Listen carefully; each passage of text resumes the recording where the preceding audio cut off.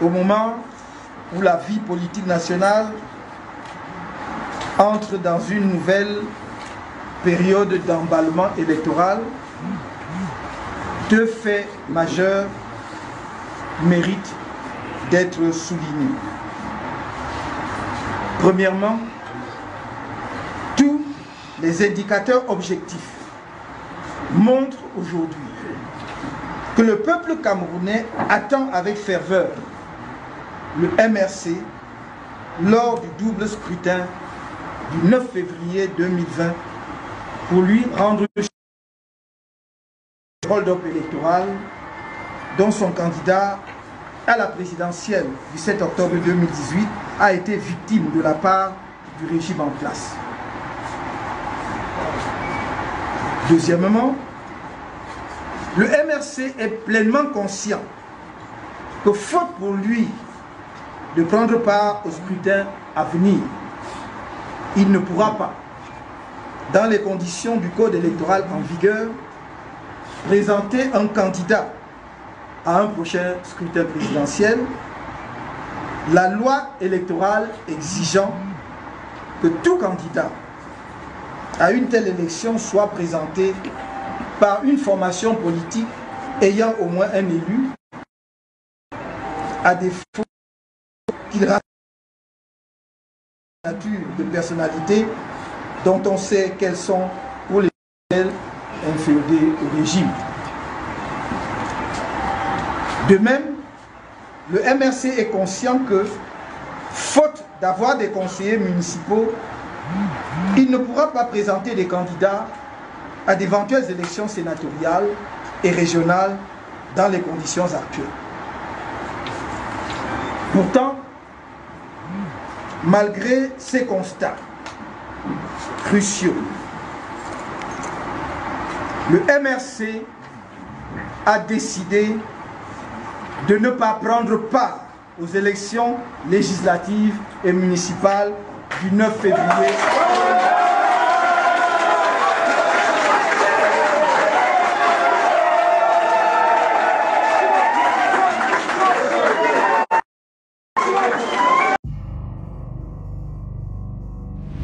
Acclamation dans la salle, un tonnerre d'applaudissements, un choix historique, une posture de résistance.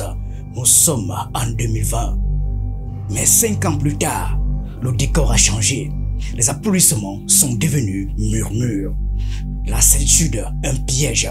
Et la promesse, un boomerang qui revient avec la violence d'un coup d'état moral. Le MRC veut aller aux élections présidentielles.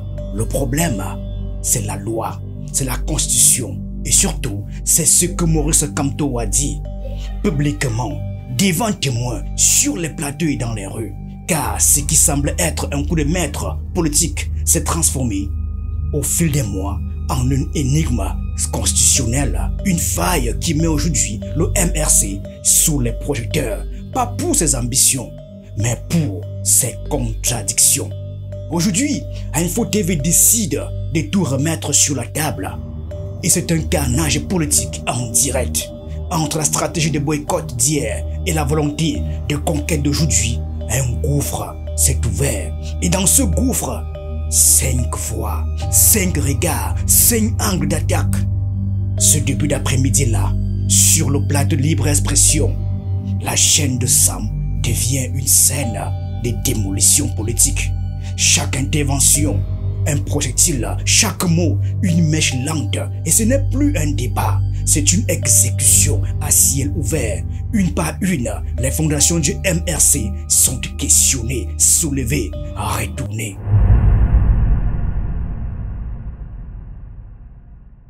C'est un faux débat. Et comment c'est un faux débat? Qui a été créé de manière purement artificielle.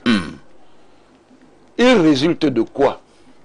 Il résulte des actions politiques du professeur Maurice Kamto en tant que président du MRC. Le professeur Maurice Kamto, en tant que président du MRC, a décidé que son parti boycotterait les élections législatives et municipales de février 2020. Et lui-même a dit à l'occasion de cette décision qu'il savait que cela ferait que son parti ne pourrait pas présenter un candidat à l'élection présidentielle. Parce que le professeur Maurice Kamto est un éminent constitutionnaliste. Ce débat, il est artificiel. Pourquoi? Il est artificiel parce qu'on essaye de créer un conflit entre l'article 15, alinéa 3 de la Constitution sur la nullité du mandat impératif et l'article 121 du Code électoral qui concerne les conditions d'éligibilité à l'élection présidentielle. En faisant croire ce qui est faux, que l'article 121 du Code électoral viole la Constitution. Ce n'est pas vrai. Pourquoi? Ce n'est pas vrai parce que dans la Constitution de la République du Cameroun, il y a un article qui s'applique de manière spécifique à l'élection présidentielle. C'est l'article 6, alinéa 6, qui dit ceci. Le régime de l'élection présidentielle est fixé par la loi. Ça veut dire que cet article fait ce qu'on appelle une habilitation législative. Et c'est de là que procède la légitimité du code électoral qui est la loi en matière électorale. Et cette disposition de l'article 6, alinéa 6, vous en conviendrez, est plus précise sur l'organisation de l'élection présidentielle que l'article 15, alinéa 3 qu'on veut évoquer, qui lui concerne le mandat représentatif. Mais quand on dit que le mandat impératif est nul, c'est seulement pour protéger le député élu de la nation dans l'exercice de son mandat. Ça n'a rien à voir avec l'organisation de l'élection. Il y a en droit un principe. Lex spécialiste, non dérogat legi generali, qu'on appelle également generalia specialibus non derogant. Ça veut dire que quand il y a deux lois qui sont censées être en conflit, la loi qui s'applique, c'est la loi qui est spécifique. Si vous prenez donc la question de l'organisation des élections, et particulièrement de l'élection présidentielle, la disposition constitutionnelle la plus précise, et c'est clair, il n'y a pas de discussion là possible, c'est l'article 6, alinéa 6 de la Constitution, qui parle directement du régime de l'élection présidentielle et habilite la loi à organiser l'élection présidentielle. Vous ne pouvez donc pas laisser cet article 6, alinéa 6, et aller chercher l'article 15, alinéa 3, parce que vous voulez faire une manipulation. Studio Info TV, éclairage tamisé, silence lourd. Le politologue assis, lunettes posées, aminé, crâne poli sous les projecteurs. Un gladiateur du droit constitutionnel, Mathias Eric Onangini. Le professeur ne parle pas, il tranche comme une machette dans une canne à sucre. Sans émotion, sans détour, il ouvre le bal avec la précision d'un juriste chevronné. Onangini déroule le droit comme un rouleau compresseur. Il ne s'agit pas d'une querelle d'opinion, mais d'un principe cardinal. On ne revient pas impunément sur une décision politique lourde des conséquences. Pour lui, le MRC s'est exclu du jeu légal. Le jour où il a choisi le boycott, il n'y a pas de retour possible sans violation des règles établies. L'argument est net, pas d'élu, donc pas d'habilitation pour une candidature présidentielle. Une théorie dure, mais solidement fondée sur les textes. Et dans cette lecture, l'histoire du MRC devient une suite de fautes tactiques converties en obstacles constitutionnels. Mathias Eric Onangini. La loi, quand la loi est claire, on ne l'interprète pas, on l'applique. L'article 121 est clair.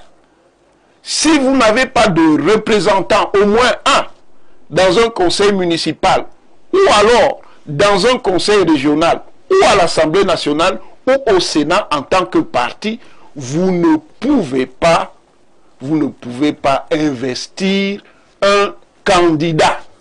Voilà pourquoi les manipulateurs essayent de gloser sur la représentation, en faisant croire que quand on dit représentation, ça ne veut pas dire que celui qui est bénéficiaire du mandat est au préalable passé par l'élection. Monsieur Haïssi, soyons sérieux. Dans un code électoral, de quel type de représentation peut-on parler?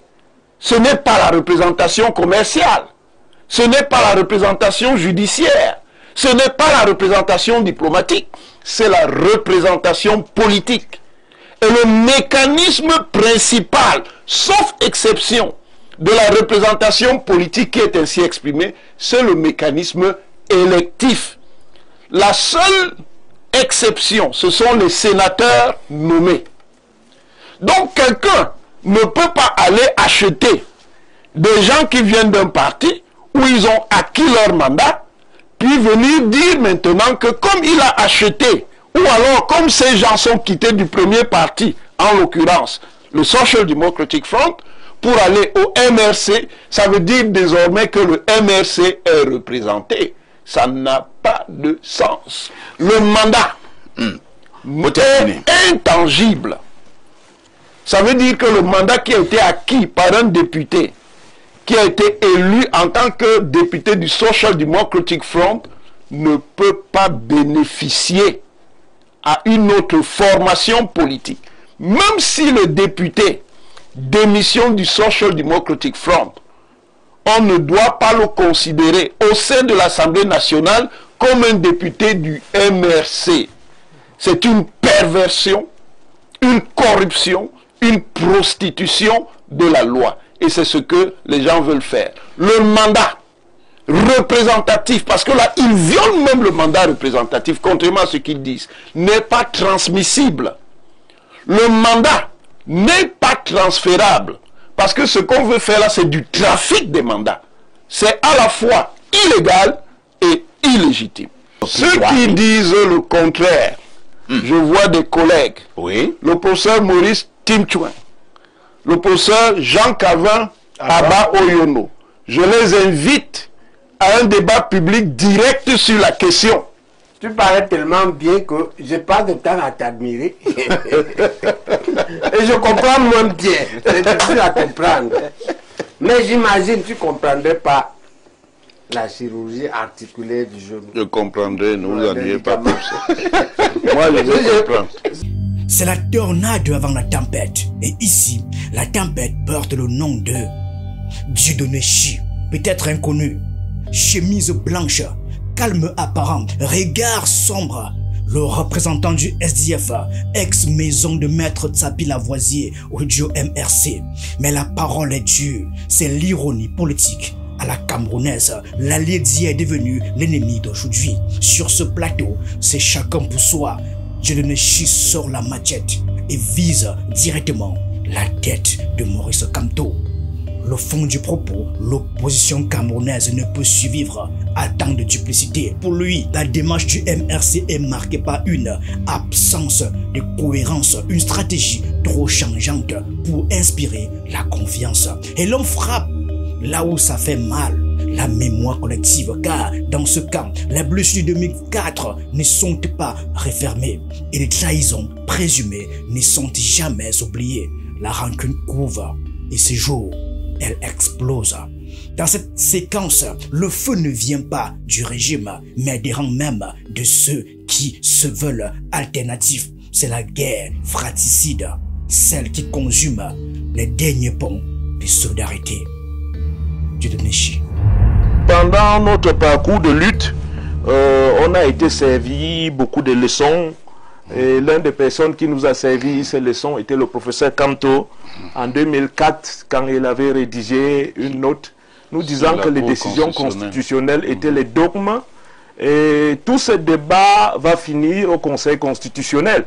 Nous souhaitons bien qu'il soit candidat, mais comme il nous avait dit que ces décisions sont des dogmes, ce qui va sortir donc du Conseil constitutionnel, il va non seulement assumer, mais écrire une autre note pour demander à toute la nation entière de d'accepter cette décision du Conseil constitutionnel, bien que ça peut ne pas arranger le SDF. Vous avez gardé une rancune contre M. Kanto.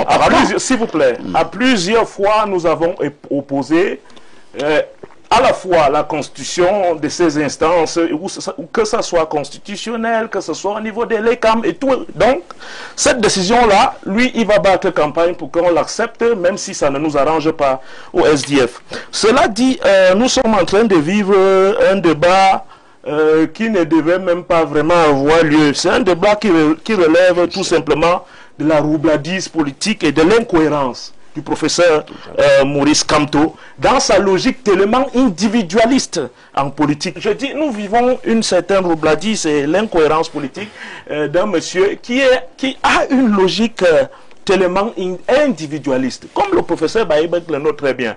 En 2018, quand il va aux élections, il n'y avait pas ce débat, notamment parce que l'honorable Soblaza, qui était un ancien du SDF, était effectivement élu en 2013, et étant le seul élu de son parti, lui a permis d'aller déposer sa candidature sans problème.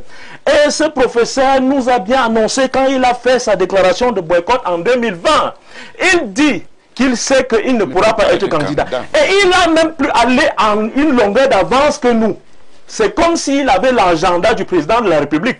Plus que si ce débat a lieu aujourd'hui, c'est parce qu'on a prorogé le mandat des députés et des conseillers municipaux. Sinon, si on avait organisé les élections locales avant la présidentielle, normalement, il devait aller lui aux élections présidentielles tranquillement. Ça veut donc dire qu'il avait l'agenda présidentiel, il savait que le président allait proroger et il savait qu'il n'allait pas être candidat.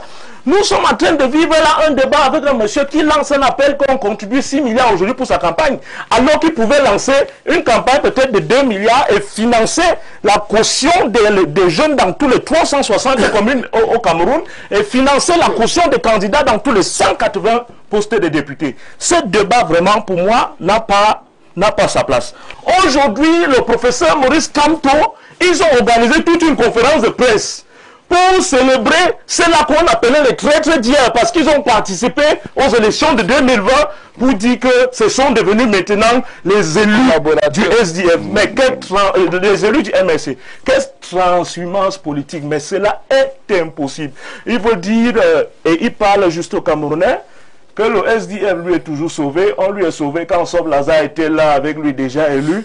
Mais aujourd'hui, c'est très malheureux. On ne peut plus le sauver. Il faut qu'il sache que les élus qu'il a présentés comme les élus du MRC restent les élus du SDF. Et le SDF en tire tous les avantages symboliques et politiques d'avoir investi ces Camerounais pour aller aux élections. Que les Camerounais ne s'embrouillent pas, avec cette genre de logique individualiste. Le changement ne tourne pas autour d'une seule personne. Le changement, c'est aussi une dynamique holistique. Et il a raté l'occasion en 2020 pour des raisons qu'il sait bien. Et il a bien dit à ses partisans, parce que ce débat aujourd'hui est pour dire que quand on avait menti en 2020, quand il annonçait son boycott, ceux qui disent qu'il a menti, c'est à eux de voir, hein. Ils peuvent aller inventer ce qu'ils veulent inventer là. Mais telles que les choses sont, comme j'ai dit, ce débat va finir au Conseil constitutionnel. On attend donc la note comme en 2004. Que quand on va finir au Conseil constitutionnel, il va rédiger une note seulement pas constatant les décisions du Conseil constitutionnel, mais demandant à tout le monde d'y adhérer, parce que selon lui, c'est les dogmes. Pierre Blériot-Niemek, ton calme, mais regard acéré. Il intervient comme un contrepoids au juridisme froid. Le consultant de Info TV ne s'attarde pas sur la lettre de texte. Ce qui l'inquiète, c'est la logique politique sous-jacente. Derrière le discours, il décèle une volonté de tension, une stratégie de confrontation permanente. Pour lui, Maurice Kamto ne joue plus la carte institutionnelle, il joue une carte émotionnelle, une carte de surchauffe. Et ce pari, s'il fonctionne en ligne, s'il alimente une mobilisation digitale effervescente, ne peut remplacer la légitimité réelle des urnes. L'homme, dit-il en substance, n'a plus besoin de l'appareil. Il a une armée numérique, mais cette armée virtuelle n'a ni siège à l'Assemblée nationale, ni maire dans les villes. Il soupçonne une volonté d'orchestrer le chaos, de faire croire que si le MRC est empêché, c'est parce que le régime a triché, alors que le parti s'est lui-même disqualifié par ses choix.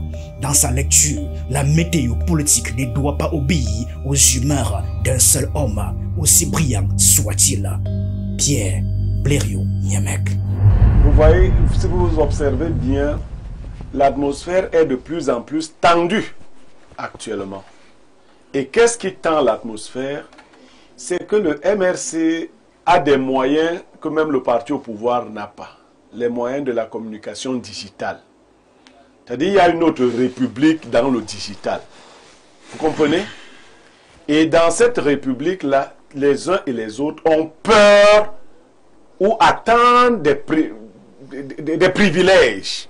Quand on veut donc nous dire maintenant, là j'en viens, qu'il avait envoyé 2 amis à espionner le SDF, il a dit allez vous faire élire là-bas, on va attendre, comme il nous disait souvent, les Noa venaient ici, nous on sait que quand le MRC va présenter, qui vous a dit? Donc voilà, selon eux, leur plan, mais c'est simple. Un débat à la Cour constitutionnelle tournerait court.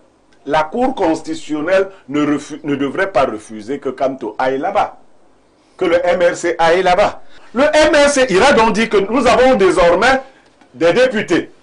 Nous en avons 2. La Cour constitutionnelle va dire, je n'ai pas de problème. Apportez-moi juste la preuve que vous avez des élus. Quels sont les... Parce qu'en droit, moi je ne suis pas juriste, on présente des deux. Vous allez souvent très souvent au tribunal. Vous voyez les gens sortir et déposer les pièces. Les pièces, on met. On va donc demander au MRC de produire simplement des preuves que même ce monsieur qui s'appelle Nietzsche s'appelle réellement Nietzsche, qu'il est député et que le MRC, il est député MRC. Le MRC produira quoi comme document? Sa parole? Vous voyez donc qu'en fait, non, Kamto est très intelligent, à la fois intelligent et malicieux. Ce que Kamto recherche, c'est de mettre la pression pour obtenir un certain nombre de faveurs. Qu'est-ce qui dépassait Kamto? Moi, je vous le dis comme ça. À laisser même un imbécile là, dans le MRC, à se présenter dans Ayabasi et être conseiller municipal là-bas prétestant qu'il n'a pas obéi à l'ordre. Comme ça, quand... Non. Kamto fait de la surenchère politique. Il veut créer une situation chaotique. Même le professeur Barber a commencé à dire qu'on est dans la constitution. Parce que quand il a dit... Vous ne savez pas si vous voyez. Donc on est là-bas. Comme c'est le pouvoir. Vous n'avez pas dit ça brutalement. Non, je le dis comme ça. Chacun dit comme il veut. Kamto est un citoyen camerounais. Laisse-moi ça. Donc maintenant on va dans la constitution. Parce que quand Kamto est fâché, il n'est pas content. Il a refusé d'aller au... Ça, c'est avant lui, hein. Oui, je dis maintenant, vous avez dit qu'on met virgule. Ah, ok. C'est la loi électorale. Parce qu'il est qui? Ce n'est pas la constitution. Non, c'est la loi électorale. Oui, qu'on aille dans la loi électorale. Et puis vient Jean Bayebek, une voix singulière, pas un détracteur, pas un opposant farouche, plutôt un sympathisant lucide pris dans un dilemme moral. Lui admire Maurice Kamto, il le respecte, mais ce respect ne suffit plus pour masquer l'inconfort croissant face aux tournants imprévus. Jean Bayebek n'attaque pas, il observe, il tente de comprendre, il doute.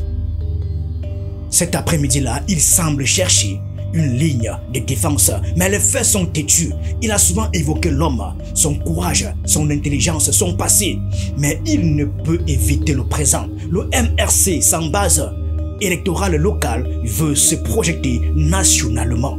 C'est un déséquilibre. Et dans ce déséquilibre, même les plus proches peinent à suivre. On sent l'hésitation, l'envie de défendre, sans le pouvoir de justifier. Une tension intime entre loyauté politique et rigueur logique. Et ce malaise, Bayebek le porte à l'écran presque malgré lui. Le seul qui semble pris au piège face à Onangini, à Djeneshi, à Niamec.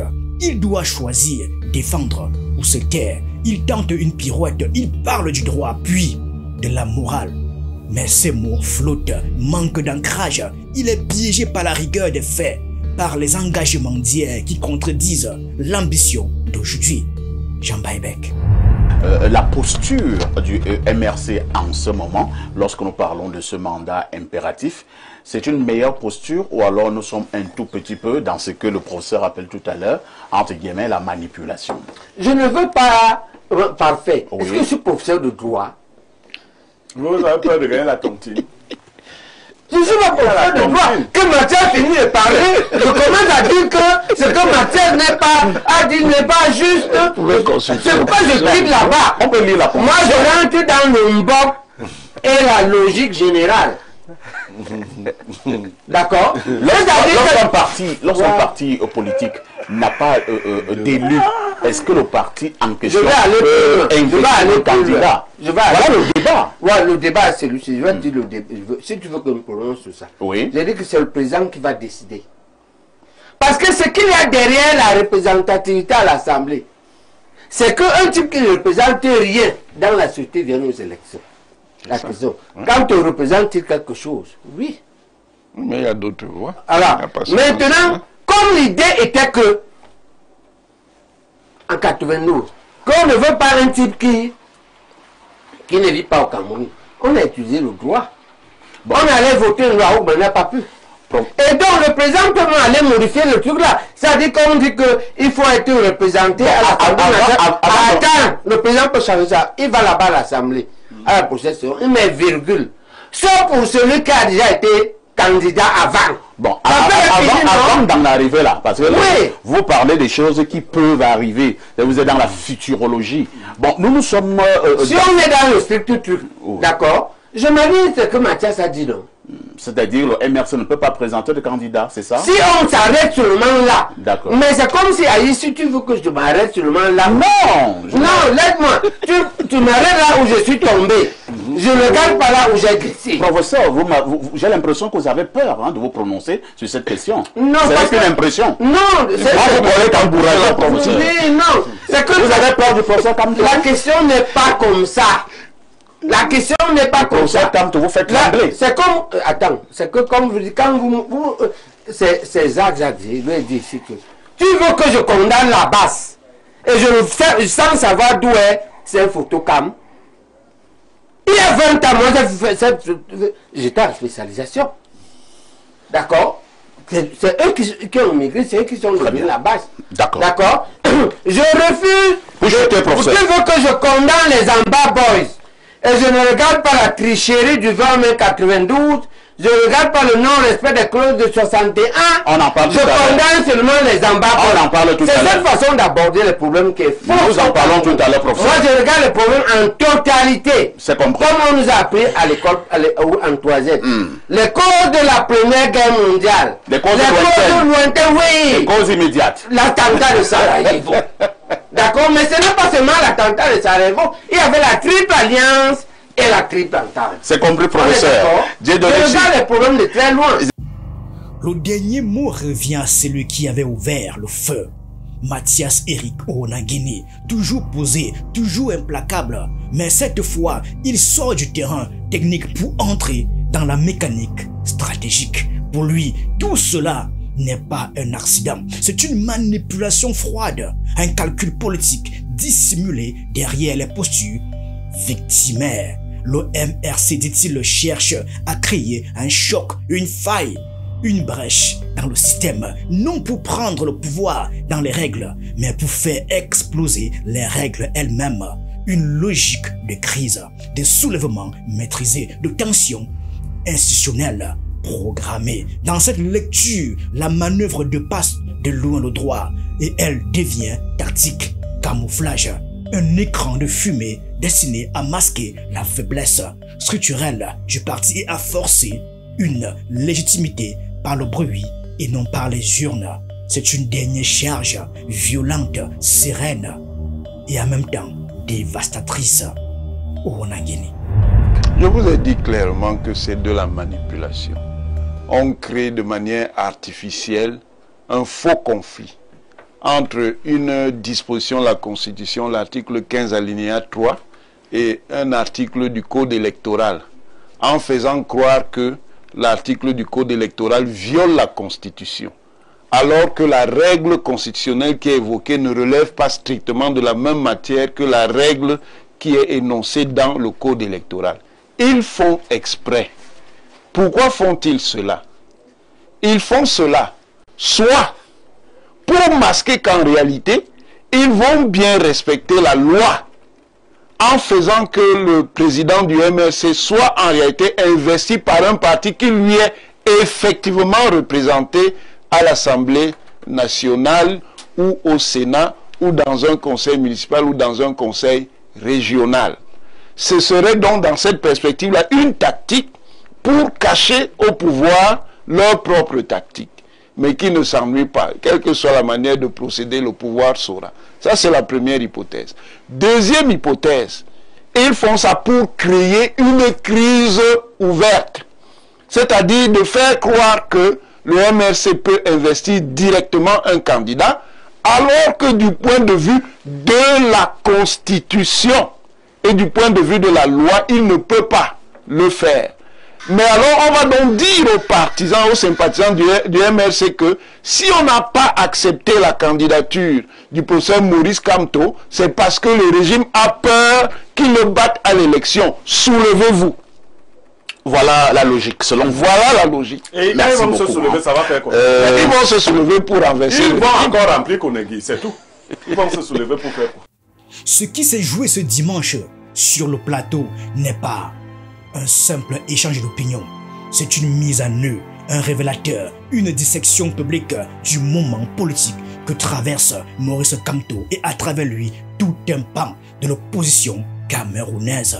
En toile de fond, une notion de droit, le mandat impératif, le mandat représentatif, des termes austères, presque techniques, mais qui, dans ce contexte, deviennent des lames. Car derrière les articles de la Constitution, il y a des décisions prises en 2020. Et aujourd'hui, les mêmes textes, les mêmes règles s'imposent à ceux qui hier les ont écartés. On comprend alors que l'architecture juridique ne pardonne pas. Elle n'oublie pas, elle suit sa logique implacable. Et ici, les avis sont unanimes. Ceux qui n'ont pas participé aux élections municipales et législatives de 2020 ne peuvent prétendre en 2025 à des investitures fondées sur une représentativité qu'ils ont refusé de construire. Ce n'est pas une attaque, ce n'est pas une opinion, c'est un constat. Mais au-delà du droit, il y a la politique. Et dans la politique camerounaise, le droit est souvent une scène où chacun joue son texte avec ses armes. Certains, comme on l'a vu, y déposent une lecture rigoureuse, presque académique. D'autres y injectent leur mémoire militante, leurs blessures, leurs désillusions. D'autres encore dénoncent ce qu'ils perçoivent comme une stratégie de tension, une forme de manœuvre visant à retourner la faiblesse en force, l'isolement en scandale national. Ce qui frappe, ce que même parmi ceux qui ont autrefois cru, soutenu, espéré, on sent poindre une gêne, une retenue, une prudence, comme si la fidélité à un homme ne suffisait plus à faire tenir une ligne politique, comme si pour la première fois le mythe Kamto rencontrait une réalité plus dure que les bastilles du régime, celle de ses propres contradictions. Ce n'est pas la fin d'un rêve, ce n'est pas non plus une chute, c'est un tournant, un carrefour. Et à ce carrefour, chaque mot, chaque posture, chaque silence pèse, lourd, mais alors très lourd. Le droit ne juge pas les intentions, il encadre les actes. Et la politique, elle, ne récompense pas la cohérence, elle teste, le met à l'épreuve du réel. Ce qui se joue dans ce débat, ce n'est pas seulement la candidature d'un homme, c'est la crédibilité d'un projet, d'une méthode, d'un style de rapport au pouvoir et à la République. À ceux qui regardent ce débat de loi, il faut rappeler une chose simple. Le Cameroun n'a pas besoin de héros, il a besoin de repères. Et un repère, c'est d'abord une ligne qu'on ne franchit pas selon l'humeur ou la stratégie du moment. Dans la pièce complexe qui s'ouvre pour 2025, chacun avancera son pion. Mais comme aux échecs, les mouvements d'hier déterminent la partie d'aujourd'hui. Les plus brillants peuvent-ils contourner cette règle? Merci à tous et à très bientôt.